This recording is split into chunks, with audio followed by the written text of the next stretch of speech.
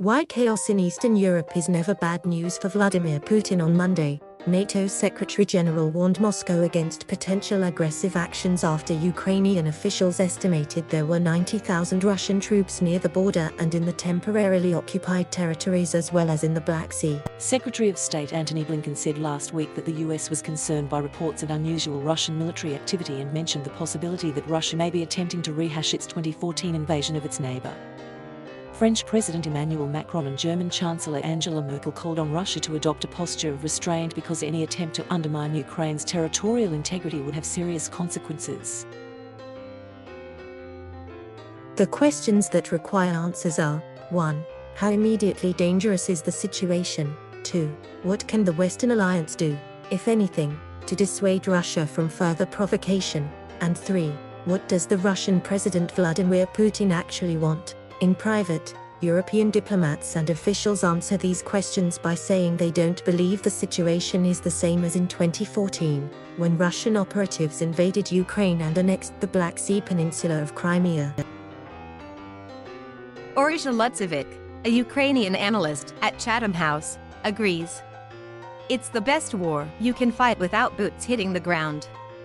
Unlike 2014, this is not about territory, but about undermining Ukraine's persistent movement towards the West and telling the West that Russia has a legitimate presence in this region. However, those officials do fear that Putin has created something of a catch-22 that he is very happy to exploit. Putin knows that if he builds up troops, the West has to respond. That means statements like the above from senior US, French, German, and EU officials. The rub is that statements and other measures have not historically forced Putin's hand. Russia has demonstrated many times that it is able to wait out sanctions, said Catherine Kluver-Ashbrook, director of the German Council on Foreign Relations. Putin knows that sanctions are difficult to sell to certain groups at home when they can indirectly impact German business or energy supplies in France because companies cannot work with Russian companies. The catch-22 is that Putin receives a legitimacy boost when these Western leaders are forced to talk with him in order to de-escalate tense situations.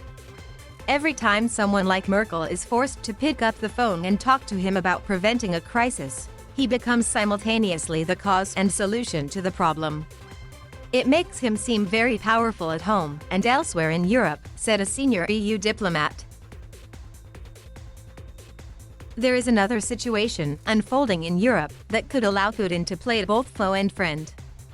The border between Belarus and Poland is playing witness to a migration crisis that has been lurching toward violent escalation. On Tuesday morning, tensions erupted when migrants trying to gain entry to Europe threw rocks at Polish border guards, who responded with water cannons. Belarusian President Alexander Lukashenko has been accused of manufacturing the crisis by directing migrants from the Middle East and Asia to the border. A sudden influx to any country within the EU creates the real possibility of a political crisis and headache for Brussels. This type of crisis allows Putin to enjoy supporting Lukashenko and stoking the fire, while also playing peacekeeper. If Putin made it clear he wanted Lukashenko to stop, it is almost certain he would. It's not clear what Putin's long-term plan is for either crisis. It is, however, a safe bet that the West, looking disunited and impotent while its borders face being overrun, is deemed good news for the Russian president, and the crisis will get steady coverage on Russian state TV. And the West has looked impotent in the face of Russian aggression many times over the past decade.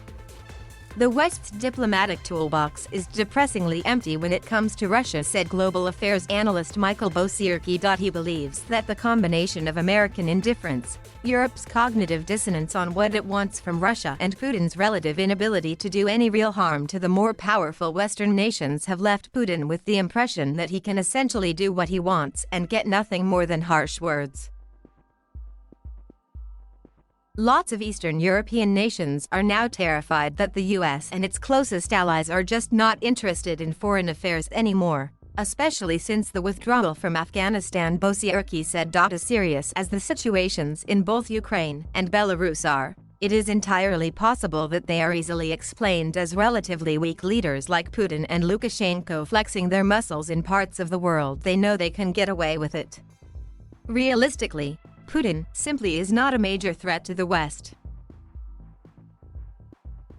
The tragedy of that reality is that for those who live in his sphere of influence, a lack of pushback from the international community means that a man who despises playing by the rules has as good as absolute power over their lives. Whether that becomes a strong enough incentive for countries like the US, Germany, France, and the UK to act, should the aggression get worse, is really anyone's guess.